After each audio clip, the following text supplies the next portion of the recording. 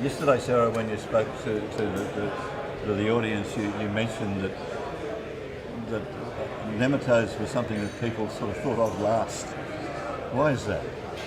Nematodes are really difficult to distinguish, first of all because they're a root issue, they're a pest of roots. So often people are looking above the ground and they're not thinking about what's below the ground. It's very easy to see when you've got a rust issue or a foliar issue because it's right there visually for you, but root issues are obviously harder to see. And it's also because nematodes are really about pruning of the roots. So the plant itself is less able to uptake water and nutrients.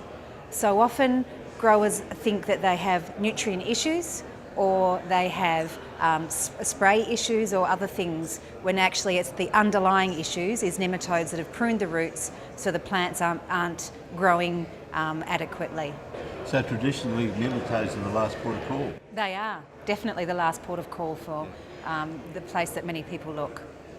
So if you start looking, I guess it'd be easy to sort of just dig up a few roots and have a look at their health. That is a really good thing is for growers, if they think they have an issue, to actually get out in the paddock and dig up some plants. Not pull up, because then you pull most of the roots off, but if you actually dig up some plants from an area that looks bad and some roots from an area that looks good, wash them off or just even shake them off and compare them.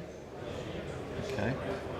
I understand that different species of nematodes attack different sorts of crops. That's right. We definitely do have the situation with root lesion nematode in Western Australia. We have Pradolinchus neglectus is the most common.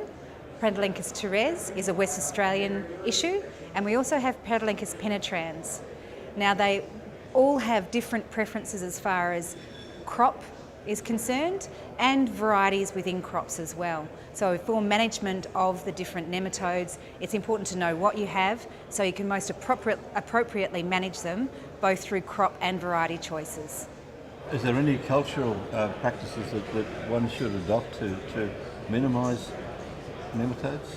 Cultural practices? In terms of rotations, obviously varieties. Are there some varieties that are less susceptible than others? Certainly we've done a lot of research looking at wheat and the different varieties of wheat, and there is, in the wheat and barley variety guides, we give information on the resistance of the different varieties to root neglectus, Pradolinchus neglectus.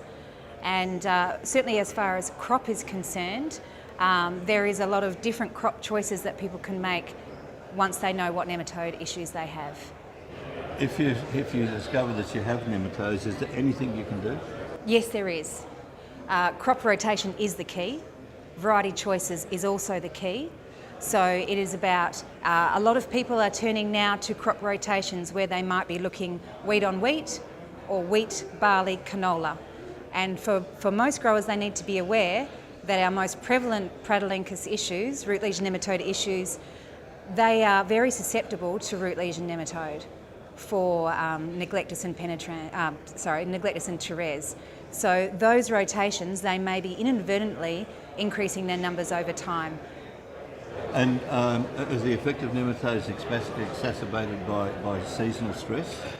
The season with most disease issues really has a big impact on the expression of the pest within a crop. So in some seasons where you have conditions, it's basically about plant stress. So in a season where your plants are more stressed, you are more likely to have the conditions where the nematodes will be able to cause problems to the plants. Because it's a root pruning issue, yes. So if the plant's able to cope with less water and less nutrient uptakes you can still get the yields. But if the plant's under stress, it's less able to cope with the less root area. Is it a problem that's emerging, becoming more serious, or is it something we've had forever? It is something that we've had forever, but if we continue to have seasons that are unusual, particularly if we continue to have rainfall events through the summer and autumn periods, that can create the situation where we have more green bridge, more weeds and more volunteer crops that may begin to increase the nematode numbers before the season even starts. So in this 2013, we saw a lot of root lesion nematode symptoms in paddocks, And we think that it's closely tied to the 2 to 3 rainfall events that a lot of the growing areas had.